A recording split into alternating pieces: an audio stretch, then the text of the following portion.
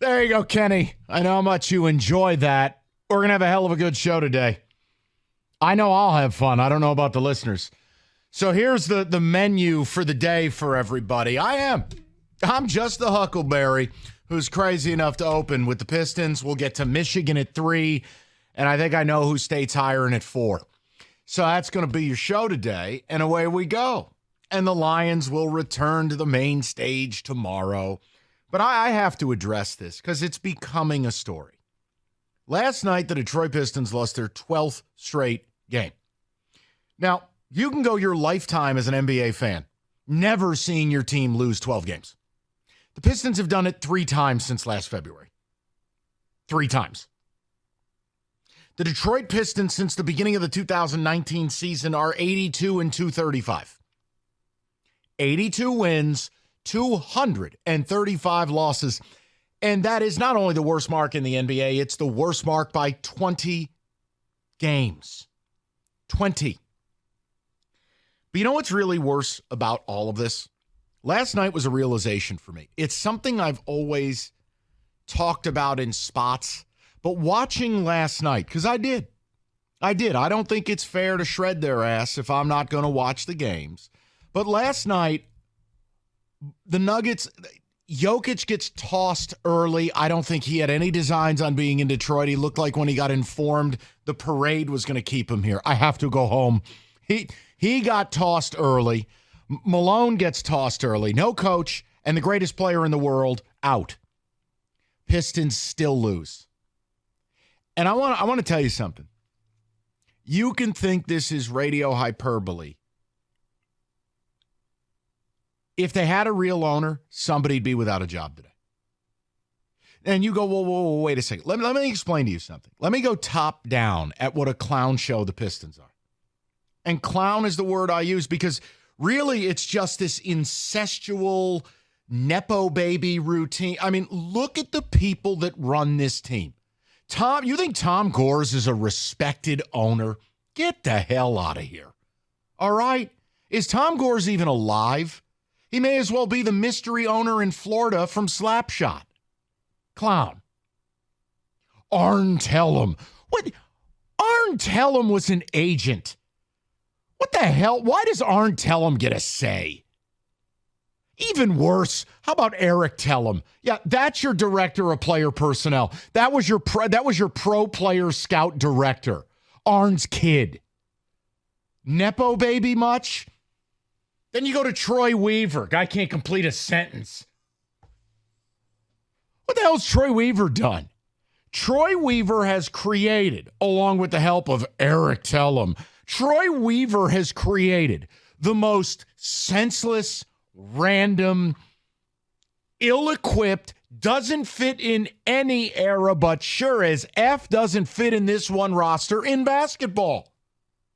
You have maybe one player who would start for a play-in team. One. Not a championship team. You have one player who might start for a play-in team. That's the results of what? 4 years of work? You don't have any draft capital. And now you got a head coach in Monty Williams who, look, I never made fun of the move, but let me tell you what I watched last night. For about the 3rd time this season, Monty may as well have been asleep on the couch. Late in the game, got to have a 3, not using a timeout, Cade being on Quaaludes or, Xanax like he's on a long flight, and takes a contested 18-footer instead. Where's the timeout? But then the postgame, let me tell you what Monty looked like, and you're not going to like it.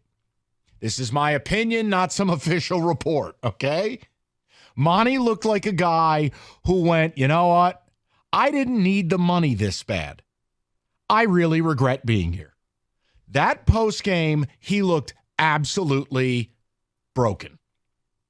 A guy who went, wait, I could have made $6 million doing television. I could have made $6 million swimming in my pool. Why did I take this money? Why am I here? Then you get to the roster, which is a collection of largely non-functional human waste. It's awful. They are neither talented nor entertaining. They are not functional. The pieces do not fit. The Pistons top down are minor league. And even worse, they don't have enough pride as an organization to deliver you a legitimate broadcast. That broadcast on the TV side is a parody of Brockmire level.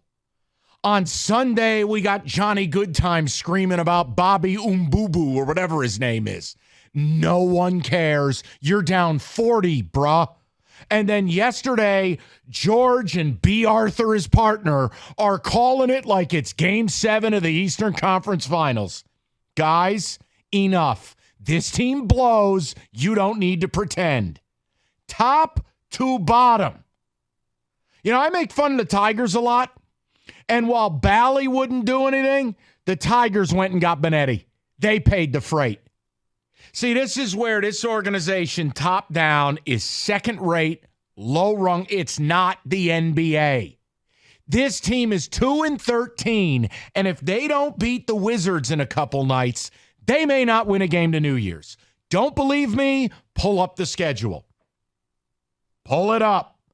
Back-to-back in Brooklyn, at Boston. You're going to play Philly. You got to know Toronto. You got Houston. You got Indiana a couple of times. Where are the wins? The owner's a nobody. Arntellum should never have been here. His kid running pro players, hilarious to me. Oh, all that marketing experience with the Maple Leafs really justified that. Get out. Get out. Even Troy Weaver gave his kid a gig. I mean, come on. It's top down. If I were the owner of this team and I woke up today, Tellem and Weaver would be fired and you can take the kids with them. Goodbye. At what point do you dead cat bounce and do something? I don't want to hear about the injury. I don't want to hear about a 34-year-old wing player that wouldn't start for a playoff team in Bogdanovich. I don't want to hear about it. Oh, now all of a sudden Jalen Duren is Bill Russell. Stop. You cannot, it is impossible to be 2-13 in this league in year 4 of a rebuild. It's impossible. It's insanity to me. And now, with every loss, you're devaluing the worth of any of these players. I'm almost at a point. I'm not quite there, but I'd be lying if I didn't say it. By February, I might be shopping Cade Cunningham.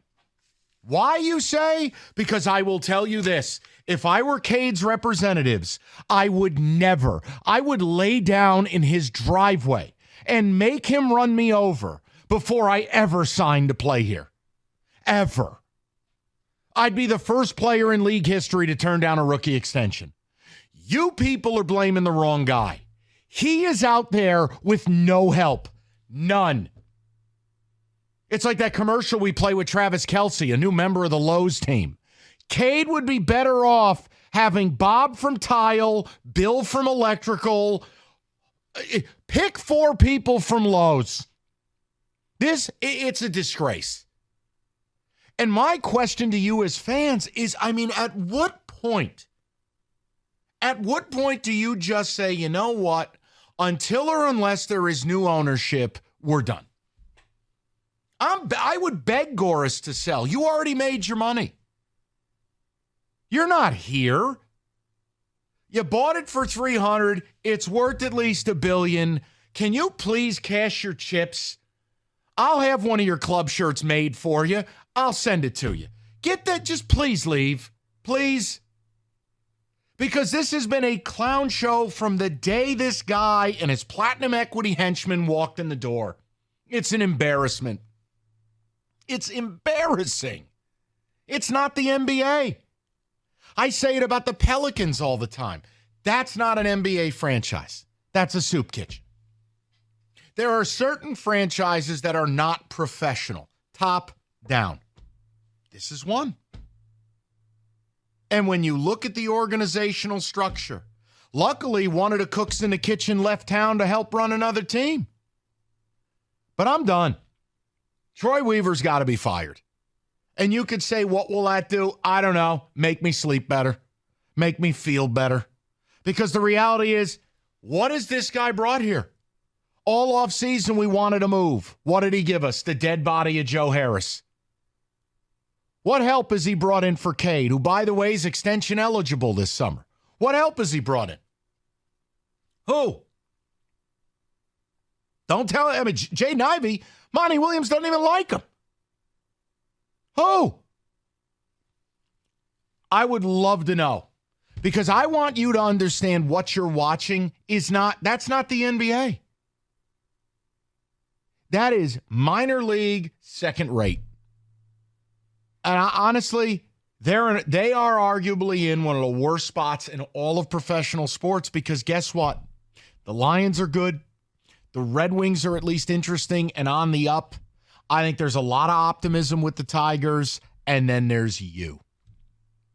You. And you don't even look like you're serious about what you're doing. From your broadcast to your players, to your coach, to your staffing, to the C-suite, the whole bit. It's something out of a movie. It's a parody of a basketball team. It's a parody of a professional organization. It's a disgrace. The Pistons are not the Charlotte Hornets. The Pistons are not the Vancouver Grizzlies / Memphis Grizzlies. This is an organization that at multiple points in their history has been the best team in basketball, has been a championship team. There has to be a pride here. But I mean, you may as well have Gora show up in a clown wig. But what does he know? He might not even be aware the season started. So I would love to know where you're at with it. They've now lost 12 in a row. Couple of days off. Monty looks like a guy who regrets his move. He knows he's in for it. How has someone not been fired? Truly. Why is Arntelem even here? Why is his kid allowed to run the pro scouting department and now be the head of player personnel? Excuse me? Go look at that resume and tell me exactly why I should care. Why does Troy Weaver have a job? Any of you want to answer these questions? And you can laugh at what I said. Now, I'm not telling you I'm ready to do it, but I'm just telling you, by February, the only chip you got that's worth a damn is one that if I were advising him, I am never staying here. I'd be the first player ever to turn down a rookie extension, or even worse, I'd take it, and then I would demand a trade. 248-539-9797. I'm just sick enough to start with this topic. If it bombs, we go football bottom of the hour. They've lost 12 in a row now. It's disgusting.